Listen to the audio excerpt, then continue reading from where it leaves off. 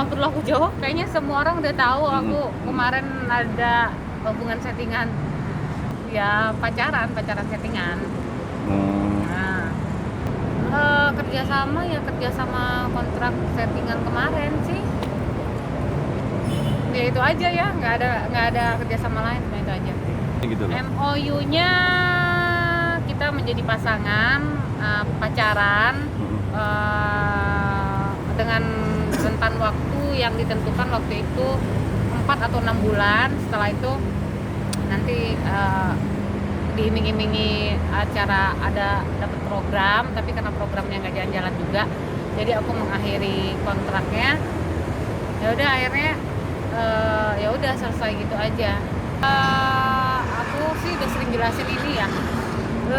Sebenarnya males juga sih ngejelasin lagi, cuma yang jelas seorang Kak Angel aja bisa tertipu sama rayuannya, apalagi aku gitu loh, yang orang awam yang masih meraba-raba di dunia entertain ini gitu. Ya, dengan alasan nanti dapat program kalau udah sama-sama. Karena memang sebelumnya memang udah ada ini sih, udah ada masalah utang piutang sih beliau sama aku gitu. Satu hari setelah penggerebekan ya, aku ingat banget, aku lagi di Palembang, soalnya dia telepon, masih ada chatnya juga mau pinjem uang. Yang jelas hampir 100 lah buat aku besar. Itu baru angka settingannya aja, terus belum yang lain-lain, beda lagi. Yang lain-lain itu ya banyak lah, susah ngejelasinnya. Yang jelas ya aku merasa rugi banget gitu, kayak di hipnotis gitu ya, kayak diiming-imingin, terus dia bilang udah tenang aja nggak apa-apa, bayar aja nggak apa-apa gitu. Yang merasa banget itu yaitu kepiawaian dia dalam memainkan karakter ya. Jadi udah kayak aku ngerasa kayak roller coaster gitu, kayak aku lagi main, lagi masa tenang, tapi tiba-tiba dia langsung bikin cerita kegaduhan apa yang akhirnya aku disuruh untuk menyelesaikan masalahnya, kayak gitu sih. Itu sih yang bikin aku sakit hati, kok dia bisa menipu. Ya wajar lah kalau Angel Elga bikin statement dia dijebak gitu ya, karena memang aku sendiri juga ngerasain kok, kayak aku ngerasa kayak dijebak, kayak dimanipulasi dengan cerita-cerita dia sampai akhirnya aku percaya dan kasihan. Dengan adanya dia ditangkap sih, menurut aku ini sebuah karma ya, dan salah satu doa aku juga. Kan aku kemarin berpikirnya aku mau laporin dia ke polisi, aku mau bawa ke ranah hukum, karena juga kebetulan juga teman-temanku banyak yang mau bantu gitu ya, pengacara. Cuman aku pikir lagi, buang-buang waktu. Kalau misalkan aku mau urus ini aja, kasus Angel aja kan butuh waktu hampir 2 tahun ya, kalau nggak salah 2019 kan penggerbekan itu, sekarang 2020, 1 tahun lah ya. Itu butuh prosesnya panjang, jadi aku pikir aku nggak mau laporin, tapi ya namanya sakit hati, kecewa, dendam. Kemarin sempet ada, cuman aku cuma berdoa sama Allah, ya Allah, semoga apa yang tangisan aku, doa aku, sujud aku gitu sama Allah didengar, paling enggak ya itulah, akhirnya dikasih ganjaran buat orang yang udah nyakitin.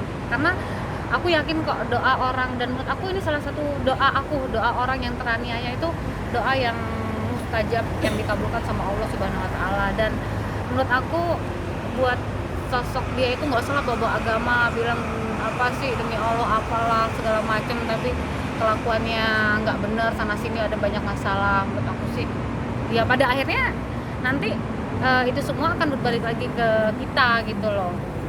Yang buruknya akan balik ke kita, kayak yang sekarang kan akhirnya ya hukum berjalan gitu. Dia sekarang posisinya di itu ya Salemba. Dari teman banyak teman aku yang ngechat, yang ngasih tahu, aku bilang ya udah. Terus banyak juga yang nanya, lu seneng nggak? Terus aku bilang, di satu sisi aku kasihan sama keluarganya Vicky ya, sama anaknya dia, sama anak pertamanya Cinta, sama anak keduanya Mano, sama anak ketiganya Ben gitu ya. Cuman masalahnya ya kenapa kok ya dia nggak kasihan sama anak-anak sendiri, sedangkan aku yang orang lain aja itu kasihan gitu, melihat dampaknya buat mereka ke depannya nanti seperti apa, bapaknya nanti diomongin begini begitu. belum lagi ini kan kasus yang sekarang kita ketahui, ini kasus tentang pencemaran nama baik. Kasus yang kemarin itu kan penipuan gitu loh, masa nggak jera-jera, nggak kasihan sama anak itu sih. Untuk mengembalikan uang aku yakin dia nggak mampu mengembalikan uang karena ya apa ya karena memang kesulitan ekonomi dia dari pertama kali aku kenal memang susah ya. Dia aja sampai itu gitu kan, uang gitu kan, menyangkut masalah uang, minjem ke aku. Sekarang sih aku lebih ke udahlah jalanin hidup masing-masing, hidup yang benar, hidup yang dengan karya, dengan prestasi, bukan dengan sensasi, dengan gimmick yang harus membawa semua media untuk di set ngegerebek rumah orang gitu loh. Kalau memang punya masalah ya udah selesain aja berdua gitu.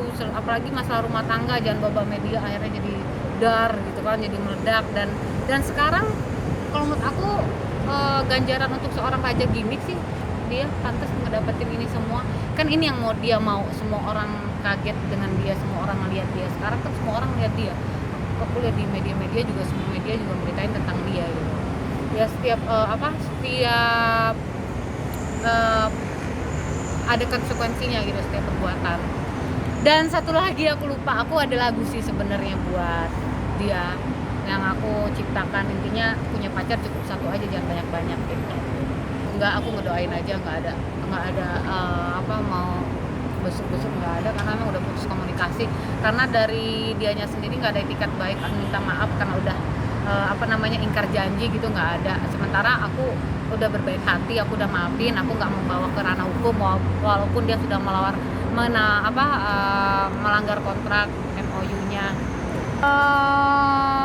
Aku yang mau disampaikan cuma satu, udah berhenti, jangan lagi gimmick-gimmick yang akhirnya merugikan diri sendiri gitu loh. Terus sama jangan lagi nyakitin orang lain.